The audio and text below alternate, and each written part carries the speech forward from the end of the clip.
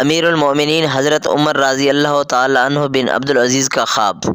عبادت و ریاضت میں زاہد و اتقا اور دیندار و پرہیزگاری میں حضرت عمر رضی اللہ تعالی عنہ بن عبدالعزیز کا مرتبہ بلند اور اعلیٰ و عرفہ ہے۔ ایک دفعہ کا ذکر ہے کہ ان کی ایک کنیز نے آ کر بیان کیا کہ میں نے خواب میں دیکھا کہ قیامت برپا ہو گئی ہے، دوزخ کے انگارے سلگ رہے ہیں، لوگ پل صراط سے گزر رہے ہیں۔ کیا دیکھتی ہوں کہ لوگ خلیفہ عبد المالک بن مروان کو لائے ہیں اور وہ پل صراط سے گزرتے ہوئے دوزخ میں گر گیا۔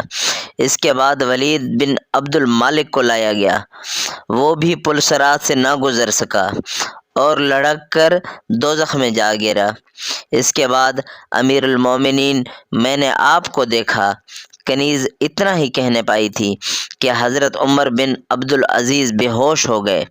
کنیز چلائی، اے امیر المومنین، میں نے دیکھا کہ آپ پل صراط سے بخیریت و بحفاظت گزر گئے۔